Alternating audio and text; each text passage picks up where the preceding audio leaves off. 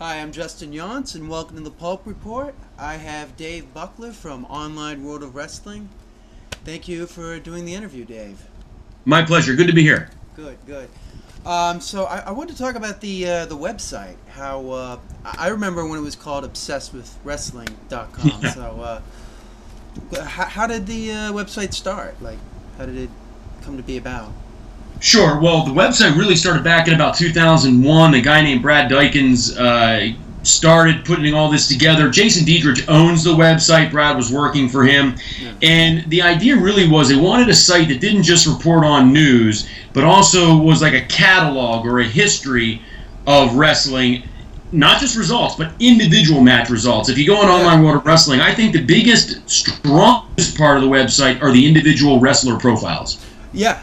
Well, I remember using it back in like 2002. It was like Wikipedia before there was any Wikipedia. You guys were Yeah, like way ahead of time. actually, it's good you mentioned that, Justin. In some ways, Wikipedia is a real competitor of ours Yeah. because they have all the title histories, they have all the results on there. What they don't have, though, are the individual profiles of the wrestlers. Again, I think that's really what distinguishes Online World of Wrestling from any other website. Yeah. What caused the change of the name, like from Online World of Wrestling? Why you guys change it? I really don't know. In fact, I started as the editor-in-chief in 2012. It had already been renamed at that point. Mm-hmm. Brad was moving on to other things, and I know the owner very well, and so he asked if I would come in as the editor-in-chief. But it was already Online World of Wrestling at that point. I'm really not sure why it was changed. Okay. Cool. So I wanted to talk about what's going on now on in wrestling today. What do you think of Raw? Well, I'm a big WWE fan. I started liking wrestling in 1985, and it really is my favorite promotion. One thing I like about being the editor-in-chief of OWW is it forces me to watch Impact. It forces me to watch Ring of Honor, Lucha Underground, some of the Japan work, just so I kind of have a feeling what's going on in the industry. But I do really focus on WWE. I have to say, Justin, I feel like right now WWE is a little bloated. There's so much on, and whether it's, oh my Yes. God, 205, then I have to watch NXT, and then there's Yes. pay-per-views Thank every you. week. Oh, it's a lot, and I've kind of fallen out of favor a little bit. I don't watch every second anymore. Do you watch every Raw front to back? I try to watch every Raw. It's hard to watch every SmackDown. I mean, 205 Live, I'm not really caught up on, but I should be. But I mean, they're doing these meaningless storylines with like Alicia Fox, where it's just like, I'm supposed to care about this, like this box thing. And Yeah, admire her. you make a great point, my real heartburn with WWE at the moment is there's way too many champions. Yes, Way too yes. many champions. I mean, we don't need a Raw tag team champion and a SmackDown tag team champion. We don't need a Universal champion. I can't even rank them anymore. Yeah, no, and I think it's led to the devaluing of the belts because I believe like the belts should each, if they were booked correctly, they would each mean as much. They would mean a lot. You could almost draw the show with the belt. There's no question. You're right on the mark. When I was growing up, I can remember every single title change for about 5 years. Yeah. Every single one, from when the Honky Tonk Man won the Intercontinental title to when he lost it to when Ultimate Warrior beat Hogan to, I was a big Hart Foundation guy. When they lost the Tag Team Championship to Strikeforce, I swear to God I cried. And I still say Jim Neidhart never submitted in that Boston Crab. I remember every title change for about 5, 6 years. This has become ridiculous in a way. And now guys hold the belts for 2 weeks. They get it back. One thing to keep in mind, John Cena is what, a 16-time world champion? Yeah, in like 10 years. Yeah, I mean, it doesn't mean what it meant when Ric Flair Exactly. was winning titles or Hulk Hogan was winning titles. And the other thing too that's so interesting to me, Justin, is like there was a natural career progression for wrestlers. For example, when Macho Man won the Intercontinental title, then was elevated up to world title competition and then champion, he never wrestled for the Intercontinental title again. Yeah, no, He was and beyond that, it right? kind of reminds me, like, now I think they use the Money in the Bank almost as the Intercontinental title now. It's Good almost point. taken that place because, let's face it. Do you think there's any kid right now that's crying when a tag team champion loses? I can't see anybody being really invested with these championships. Is they're It's such a disappointment for someone. Look, I'm in the business, quote unquote, with Online World of Wrestling. I'm also on the executive board of the Cauliflower Alley Club, so I really contribute to that as well. But at the end of the day, we're all fans, and we like this business because we like the storylines and the characters. The belts don't mean anything to the wrestlers normally. To them, they're just props. We know why Jake Roberts never needed a title in WWF, because he didn't need it. He was already a main event draw. Honky Tonk Man needed it, frankly, to be important. But it has devalued to the point where fans are almost confused who the champions are now. Yeah. And that's a real shame. Yeah, no, I agree. Did you catch any of SmackDown with Nakamura? What do you think of him? Well, I do like the fact that WWE has stretched their reach on where they're finding their stars. I mean, certainly going out into the independent scene, AJ Styles, bringing him in, guys like that, Bobby Roode, sending him to NXT, and using that farm system to kind of create their next generation, and looking into Japan, Mexico, etc. So even though I'm not as familiar with him, I am glad to see them reach out to other areas to find their next generation of stars. Yeah, no. I think that's something that Triple H has really brought to it. He's like he's broadened the range of where they're getting the stars, because for a long time it was just 6'5", 240, and it's just like, okay, but there are other guys out there that might not be that. I mean, like look at AJ Styles, how he's just taken off, and I did not think they would elevate him the way they have.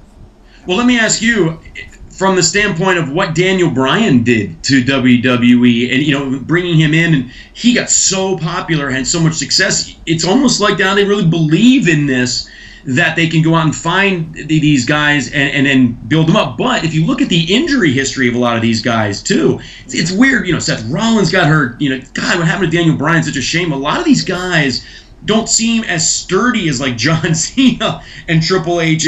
Some of these old school WWF stars. I think that's the style. The style change has led to more injuries, which is why I think when wrestlers reach a certain level, they should not be performing as much as possible. I think they should just kind of take what the UFC's doing and do it sporadically. Look at Brock Lesnar. He's probably the most special guy they have there. He feels special when he shows up because we don't see him all the time. I think we need to get to a point where we're doing more of that with the championships, even the Intercontinental Championships, so that they mean something. And I think that also goes down to, the commentary doesn't stress the importance of the championship like a Jim Ross would. You're right on the mark. You're right on the mark.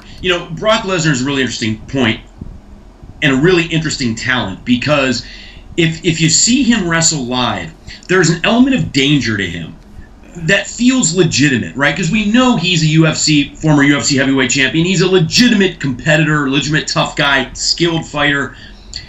And he feels like you never know, any minute he may go off script and really hurt someone. Yeah, no, I mean...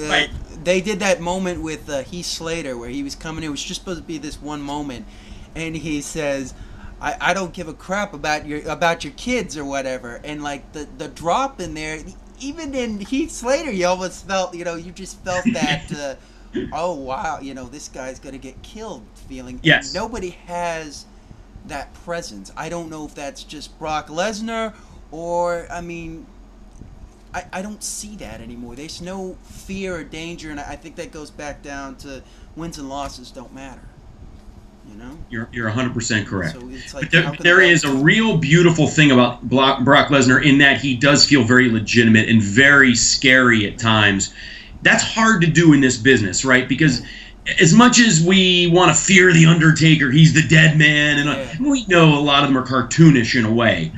But there is a real legitimacy to Brock Lesnar, and I think they did the right thing by putting the title on him at WrestleMania. Yeah. Brock, Bill Goldberg was a nice transition for a bit, but Brock Lesnar is the meal ticket, and if they want to legitimize their federation and bring importance back to a championship, I do think he's the guy. Yeah, I think they should build to Braun Strowman, because I see him getting over organically. He's not somebody that's been shoved down the throats. Like, the fans are just kind of taking to him organically, I feel. Well, do you feel, in a sense, that like the wrestling audiences have changed so much? I mean, when I was growing up, you could force someone down someone's throat and say, "The Ultimate Warrior, you're gonna love him. He's gonna shake the ropes. The music's great, and you're gonna like him." And I don't think that time works has anymore. passed. I feel like that's the problem with WWE is they don't understand the audience change. Yeah, Is good that point. that doesn't work anymore, and they need to start embracing that. I feel like that's the real feud now: is the fans versus the promotion. Hmm. It's like McMahon and Austin, but it's like happening in front of them because they just. I agree with you. One pushback: I don't like the post WrestleMania Monday Night Raw crowd anymore. I mean, it can get out of hand. I mean, I thought the SmackDown crowd was way more tamed, because they kind of were there to see a show. But I mean, they embraced it. They gave an award. They gave a Slammy award to the crowd. I mean, so they've opened the doors by saying, "Oh, look at how cool this is. This is great." Mhm. They even did a show on the 24/7 on WWE Network. So I mean, they kind of opened the doors to this. I mean, But sometimes the chanting I get tired of. Yeah, no, Every single move in the ring, they start chanting something. It was kind of cool when it first happened because it showed the audience was invested, and it helped Daniel Bryan get this incredible. Remember when they did it with Fandango too? Everyone started singing with Fandango. I was there. We were all sitting in the crowd, and we just it was like we all had the same idea at the same time. This match sucks. Let's do his stupid little thing, and we just did it the whole show because the show was awful. It was supposed to be Brock and Rock coming out to do the confrontation, and that got canceled because Rock got hurt the night before. So we were left with this pedestrian show, and it was just like, who cares? And that's where it came from. That felt organic, kind of the word you used before. That felt like legitimate, and then now it feels very contrived in a way. Yeah, no, it's definitely contrived. It's not. And so I'm a ring announcer too. I did a lot of ring announcing on the East Coast, and when I'm in the ring and they start chanting, or when you have 150 people at a show, 250 people at a show, whatever it is, the chants don't work. Save that for Madison Square Garden or something. One of the ones that I hate the chant, and because they do it like almost 5 minutes into the match, is "This is awesome." I'm like, no, it's not. This is decent. Chant that. This is decent. This is not awesome. When I think of awesome, I'm thinking of, it's got to be great. It's like not 5 minutes, a lockup, and then they did a few moves, and then it's like, oh wow, this is the greatest thing ever. I'm like, you puppet, stop it. You're right. You're right on the mark. I wanted to bring up, because this is really sad, but the Shibata thing with his, the headbutt. I don't know if you saw that, but. He possibly may have ended his career, and I mean that just, I don't know. What do you think about that? I mean, I did see it, and I think it's another example, Justin, that on any given night we have to just appreciate these wrestlers, these talented performers. Every time they go through the ropes. I've worked on independent shows where there were 50 people in the crowd. I've worked on independent shows where 1,000 people were in the crowd. It doesn't matter. These individuals are never going to go to TNA. They're never going to go to WWE. But they go out there and risk their bodies just like John Cena does, or just like the gentleman you're talking about. And any given move can bring an end to their careers. I give them all a lot of credit. I'll tell you, as the ring announcer, I sit ringside. I swear to God, if I'm ever working a match and a guy blows his knee out, or God, I don't know if I'll be able to handle that. I'm not very good with medical emergencies.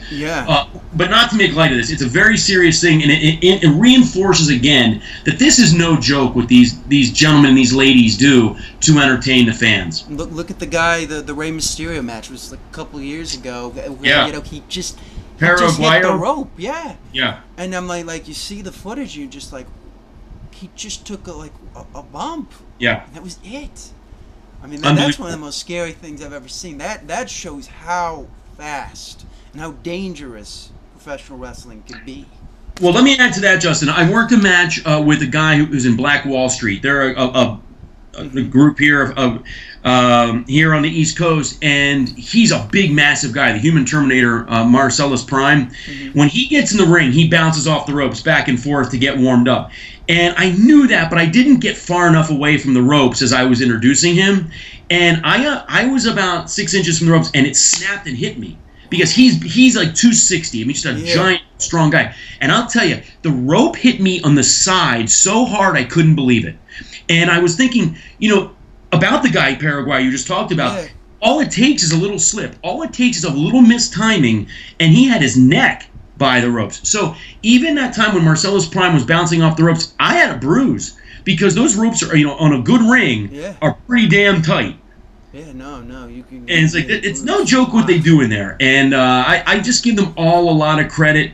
If you go to a wrestling training school and see how hard these people work, I hate the word fake. This is not fake. It's scripted wrestling entertainment, and for those of us who love it, it's beautiful, isn't it? Yeah, I think Jeff Jarrett had the best thing. I mean, for somebody who's a fan, any explanation works. For someone who's not a fan, you can't. There's nothing you can give them because they don't get it. They don't get it, and I've heard the quote before. It's a great quote. I have just given up trying to convince anyone. I take my kids to the shows with me, and I tell you they're like superheroes to them, and I hope they never outgrow that appreciation. Yeah, no, that's good.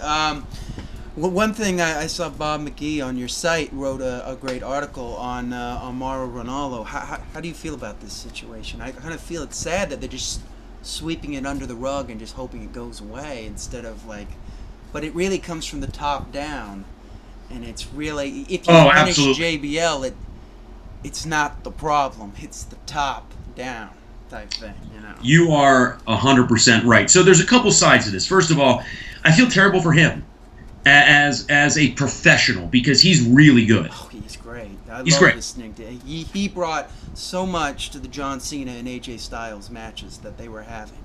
Just this legitimacy that they were having a contest. And can you imagine he got a call saying you're going to come work on WWE, and how excited he must have been, and his family, and feeling kind of like, my career, it's the capstone of my career, and this is what everybody aspires to do, right? I mean, they want to work for WWE. Yeah. And then to have this kind of situation, and without getting into the specifics, I mean, we all have our own JBL stories and things we've heard about JBL. No one's surprised about this. No, nobody's. No one's surprised about this. But it comes from the top. Look, I work in the defense industry here in the Washington, D.C. area, and if my company isn't well managed from the top down, we all fall apart. It comes from the top, and it should not be allowed, especially when you put in the fact that WWE runs an anti-bullying campaign. I know that's the biggest thing about it. It's like, why are they not even? They're hypocrites by not doing anything about this. Now we have to be careful because we don't know all the facts. That is true. We don't know all the facts. What we know, it looks as if they are hypocritical in the way they've handled this. But again, we do have to kind of reserve. And just, it's kind of like the Justin Roberts book came out too, right? And he was very. I haven't read that yet, but I want to read that. I'd like to read it too, and but we don't know exactly. And there is a culture behind the curtain, I guess, which is why The Undertaker was so valuable all those years, because he was kind of like the kangaroo court, he was keeping the locker room leader guy. The Bret Hart just did an interview and said that when he left, he said to Taker, he said, "Look, you got to be the leader now." That's interesting, and I just hope that there isn't as much to this story as we've heard. Unfortunately, it seems to be a lot of smoke here. There's probably a lot of fire, and I just feel badly for him as a professional because he's good and he was probably super excited. Now, the other side of this too is for all of us in our own daily life. I have 2 children. A guy that if they get bullied at school, or if I get bullied at work, or when I work a show, it's such a terrible way to treat somebody else, isn't it? It's just it's unfortunate all the way around. But this is somebody that had he's bipolar disorder. I mean, he's kind of gone. He went into like a severe depression from this. So just I don't know. It makes it sadder because I really enjoyed what he brought to the announcing, especially of WWE. And it's. Do you think JBL was just jealous? It could have been jealousy. I don't know. I mean, that could be part of it. I mean, I think part of it is he is really good and he knows everything and he's really he's spot on. You watch his New Japan stuff that he did with I forget his name, but he he's always spot on.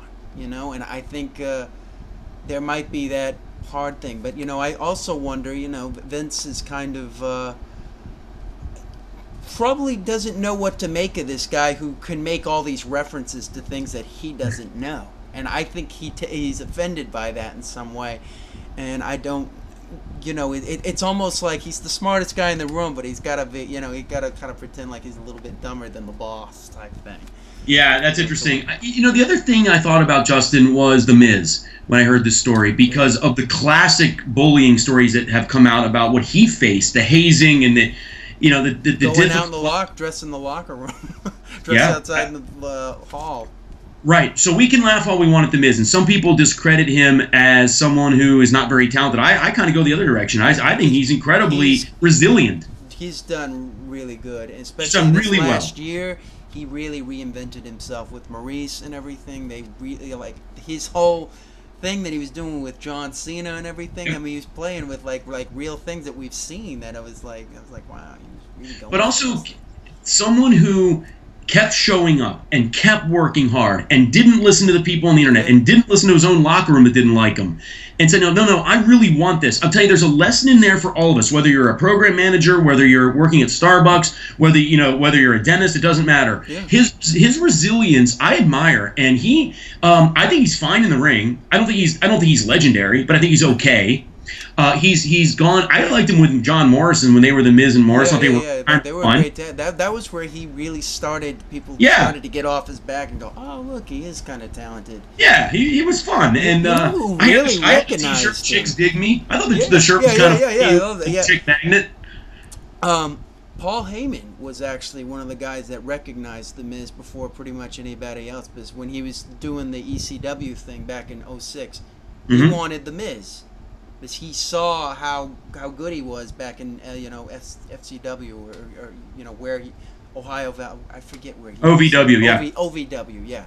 And he saw so Paul saw what he was doing, and that's usually good. He's pretty good about spotting talent. Well, there aren't many people with a better mind than Paul Heyman. Exactly. Yeah. So I wanted to ask you, because you're a big wrestling fan, what got you hooked on wrestling?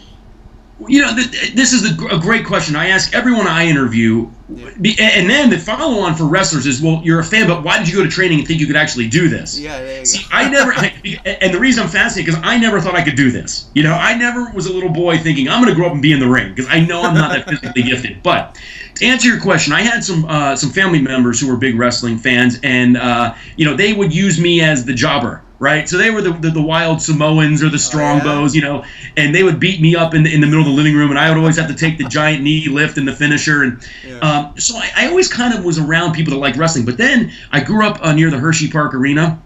I'm from York, Pennsylvania originally, and Hershey was a good stop along the way for the WWF in the 80s, and I went to a taping of Saturday Night's Main Event in October 1985 at the Hershey Park Arena. It was my first live event, and it was perfect, Justin, because it was a sold-out crowd. The top of the card was Hogan and Andre versus Studd and Bundy. It was the Halloween edition of 1985, and sold out. The music was great. The lights and entertainment. Hogan was mesmerizing to watch.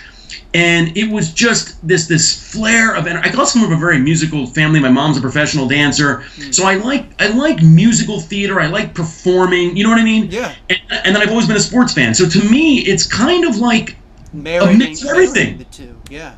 A mix of everything, and it just captivated me from the minute Special Delivery Jones came out for the opening match.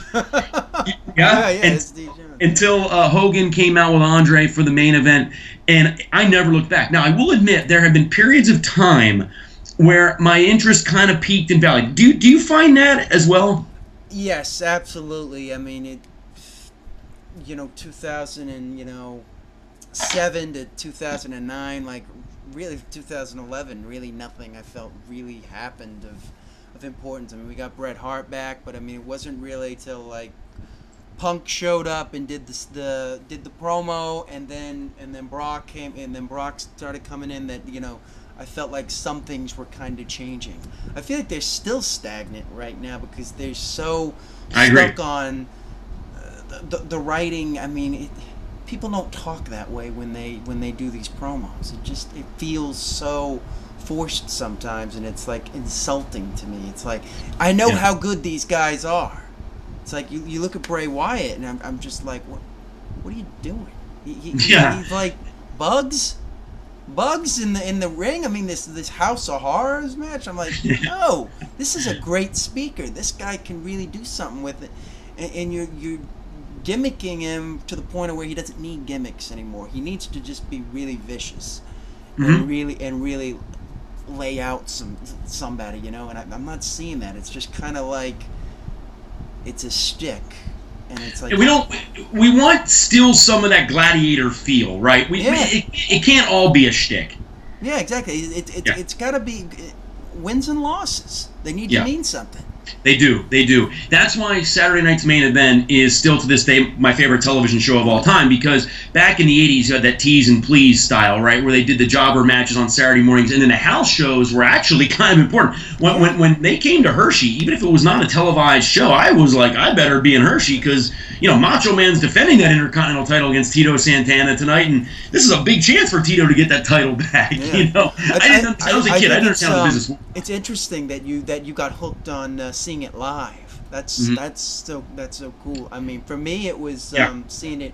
It's really the Monday Night Wars that really ignited me into it. But, you know, now I look back at, like, I love all aspects of it, you know.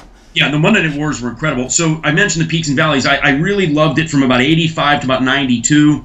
I went to college and just kind of faded in and out. I didn't love the direction of the WWF at the time. The kind of the Warlord and Davey Boy Smith. Cartoonish.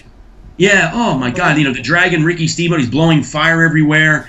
Yeah, that's not Ricky Steamboat. No. You look at him and when he's facing Flair. I mean, that's how you do him, except for don't bring his kids out, because that kind of that wasn't good. That wasn't good. But the Monday Night Wars, it's funny you mentioned the Monday Night Wars really did bring me back. I remember being on business trips. The true story. I remember being on business trips, and my coworkers were like, "Hey, listen, we're going out for drinks after the meal." I'm like, "No, at 8:00 Monday night. Like, I got to be there when the NWO comes out, because you never know what's going to happen." Yeah. I've been watching the old I'm not socializing tonight. 97 stuff. I'm up to like Starrcade now, and now I'm kind of like, all right, this is sad. It's not going anywhere now. You know, this is where it starts to fall apart. It's really sad for me to see, because I really still feel like that's one of the worst things that did happen in the business, was losing the main competition, which was at the time as it was. At the time when Shane McMahon appeared, remember when they did that whole thing with Vince and Shane? I was like, this is amazing. Oh, my head was like exploding. Yeah. And then the week later, I was like, this isn't good. And if you're going to have, in fact, I would say 90% of us had some kind of fantasy booking in our heads, whether it was a video game or action figures, like, oh my God, WCW versus WWF or WWE at the time. But when they didn't bring Sting and Flair and the heart and soul, who cares? Yeah, no, they brought nobody. They brought a bunch of guys here, and it's just like, why didn't you just... I mean, they ended up bringing all those guys in the end, and it's like, why didn't you just wait then if you're going to do that? Why did you... Yeah, when I look at the Invasion, it's so sad. And then they brought in ECW. The biggest missed opportunity in this business's history. Yeah, they could have won. Instead of having SmackDown, they could have had WCW as the second brand, and people would have liked it if they had done it right. Mm-hmm. Instead, they chose to make it look the same as everything else. Same thing with, like, in 2006 when they brought back ECW. It's like, all right, we're going to make it different, and then now we're going to change it back to what we want it to be. It's like, why? Yeah. Why bring it back then?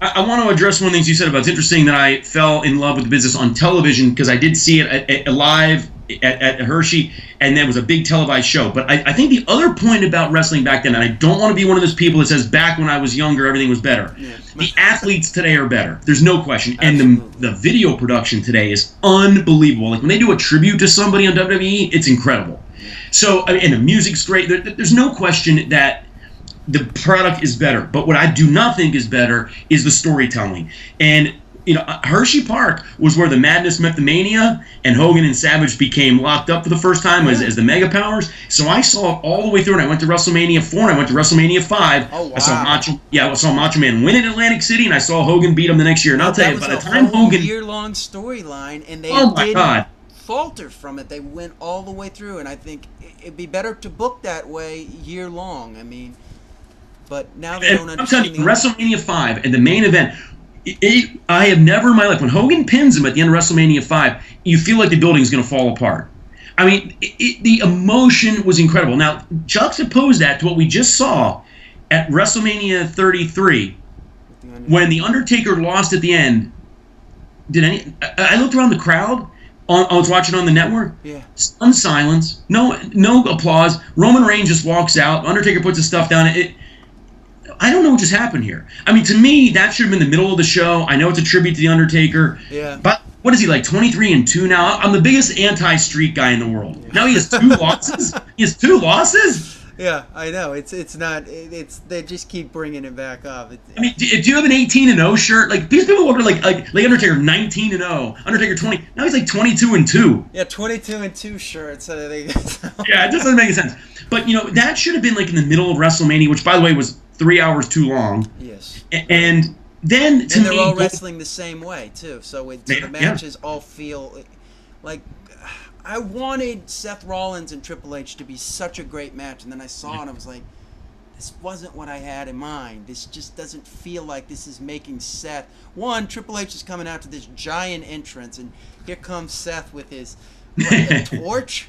I'm like, you couldn't have given him like some horses or some Game of Thrones thing. You give him a light bright torch. Like he's got a police escort. I mean, how is he supposed to compete? You're making him look lame by comparison, and it's just. That's funny. Yeah. That's funny. The other thing I thought about WrestleMania 2 was I thought Brock and Goldberg should have been the main event because to me the marquee match. But I don't know this to be a fact. Were they worried about the fact they couldn't go more than 5 minutes?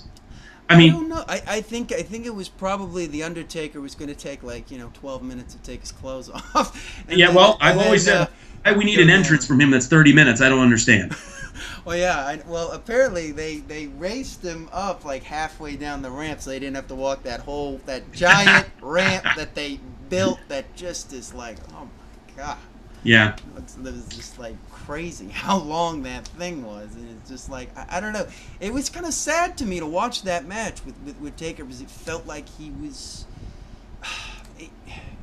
I don't think he can do it anymore, and it really is time for him to.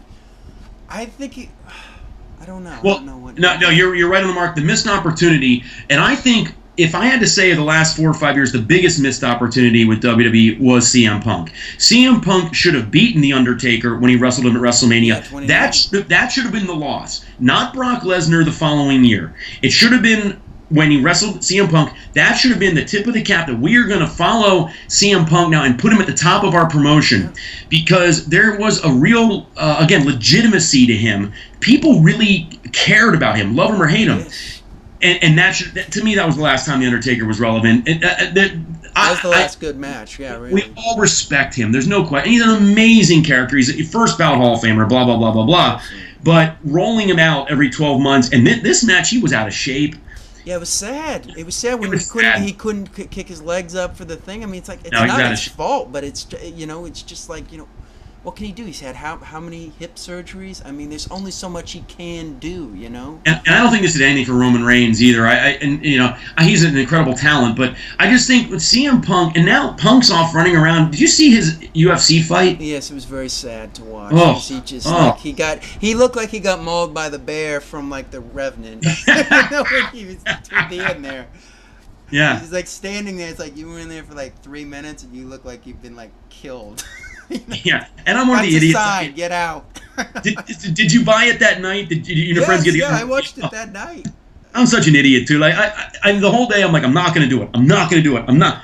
Pay-per-view. I know. I was like, look, I gotta see his first fight at least. I mean, the second fight, no. But I mean, it was. Yeah, that's another. Yeah, it's really sad to see. He should be there now, headlining stuff. Yeah. And they didn't take advantage of him, and it's how I feel with like. They need to start like Kevin Owens. He's a great talent. They need to make him special, and not just another guy. So many of these guys just feel like another guy, and it's like, what are you gonna do when the Brock Lesnars and the Goldbergs and the Rocks can't come anymore because they're too old, or they just they can't do it. John Cena is now a movie star. What are they gonna do? They gotta start making these guys feel special, and it's like they don't know how to do that. It's the hardest thing, right? It's the hardest thing in building a star. Yeah. And Vince has been great. I mean, The Undertaker we talk about, it's his greatest creation. Yeah. and he has been unbelievable. But Vince rides these guys into the ground. I mean, I did not need to see Triple H wrestle again, frankly. No, it's getting old. This was really the moment where I went, you know what, Triple H can't. He's not doing the matches anymore the way he can. I thought, I never had a problem with him like that. You know, there's books written about how like he buried everybody over the years. You know, I mean, Triple H is a star, and Triple H has a great mind for the business. But again, to your point, like, where's the next group of guys that's going to carry the world's biggest wrestling promotion? And you can't have Triple H beating them. And that's why I praise New Japan, because they started making new guys. And you look at Okada, and Okada's starting to make money over there and start drawing. Because they took care of him, and they protected him, and they made him. Now, they want to do that with Roman Reigns, but the audience hates him, and they just kind of want to just ignore that and be like, no, he's a babyface, but half the crowd hates him. It's like, no, what happened with John Cena shouldn't have happened. You guys should have fixed that, and you never figured out how to fix that, and now you're going to do the same thing with Roman Reigns, and it's like, they need to look at what they're doing and change that, and I don't see that happening anytime soon. It's like and I don't understand why we didn't get the big Cena heel turn. Yeah. 29. If done correctly, it would have been fantastic. And right? Hogan style. It would have been great. And we are not ignorant anymore. So if the concern was, well, John Cena is not going to be able to do Make-A-Wish visits anymore, that's ridiculous. Yeah. In fact, if you put a black John Cena t-shirt out with him giving the finger or something like that, like, he'd sell more of them. I mean, so they could still market him great. He could still be the face of the company because people are not stupid. Yeah. You know, he's a good guy. And if I was running around this, when Hogan turned heel, it never came from Vince. It came from Bischoff and his group. And I've been thinking about that, and it's like, Vince never would have turned Hogan. I don't think he ever would have saw that.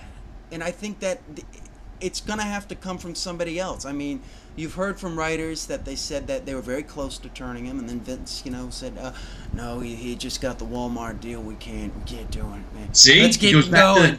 Yeah. Let's keep the horse on the cart. And it's just like, no.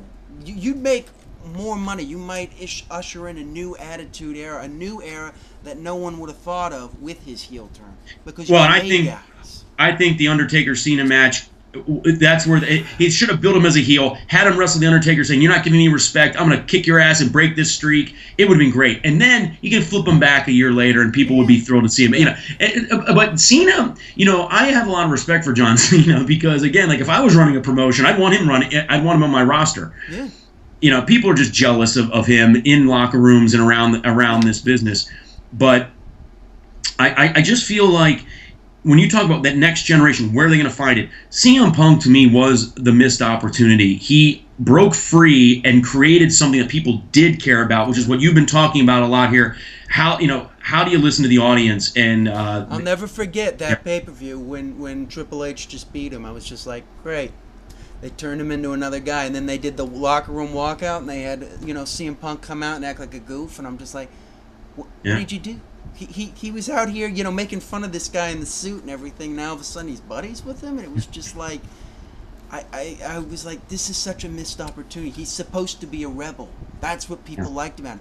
He was the rebel, and it's like they don't know how to do that anymore. It's like they're like, well, Austin is the only one that can be a rebel. Everyone else must be this, be the way we want him. It's just like, I don't get it. Really? Well, and then you get like a Dean Ambrose where he's the lunatic fringe. Yeah, except he does nothing lunatic about him. He just is like, But he's the lunatic fringe, but he has a beautiful T-shirt on, like that has his lunatic fringe logo on, right? Exactly. He does not come off like a lunatic. No. Now, when I was growing up, to this change of eras, I really did believe Kamala was a wild man who needed two people to get to the ring. Yeah. Now, it was partly because I was younger, but there was like a legitimacy, like, oh my God, Kamala doesn't have boots on, and he's like a savage, and this guy's he's gonna eat somebody in there. Yeah, I remember Kane when they brought him in. You thought he had that presence of just like, oh my God, he's crazy, he's scary. He's crazy. What the hell is it? Dean Ambrose isn't scary. He just wets his hair up before he comes in the ring. Yeah, and he wears, his product placement out to the ring, and then he was doing the hot pipe though. goofball thing, Yeah. with on Monday, and I'm just like, so you switch the SmackDown feud over to Raw. It's like, why? It just, I don't know. It's like he should be more of a Raven type character. Yeah, Really, because that's what he was like on the indie scene when he was John Moxley. He was very similar to kind of a Raven and like a CM Punk, and it's like he came here and it's like he comes out in the blue jeans and the black shirt thing, and it's like I don't buy it. It feels fake to me. Well, it feels fake when like everyone's, him. like you said, wearing their product placement. Yeah. Yeah. But even when he's just wearing the shirt, it's like why is he wrestling in jeans? What is it? All right, we could talk about this forever. I want to let you go. 'Cause I want you to get back to your game. But do you have anything you'd like to plug or anything on there? Well, I really appreciate, Justin, the opportunity to be on the show tonight. I am the editor-in-chief of OnlineWorldOfWrestling.com. I encourage your listeners to check out the website. Again, I think what really distinguishes us are the wrestler profiles, and certainly for someone like John Cena, The Undertaker we talked about, it's just a great walk down memory lane, really, to go back and see, oh my God, all that they've accomplished in this business. And of course, we maintain the profiles of all of today's stars as well. So we work really hard on that. Very proud of what we do at OnlineWorldOfWrestling.com. And I encourage you also to check out CauliflowerAlleyClub.org. I do work for that organization, and we raise money for those in need that have given a lot to this business and then maybe fallen upon hard times. So you can follow me on Twitter if you want, at DLB19338. And I really appreciate the time tonight. Thank you so much. I really appreciate it, Dave. Once again, please subscribe to our channel at Pulp Report. And listeners or viewers, please comment at the bottom. And Dave, I want to just say thanks again. I really appreciate it. This has been great. Okay, my pleasure. I'll talk to you soon, Justin. Take care. Bye. Okay.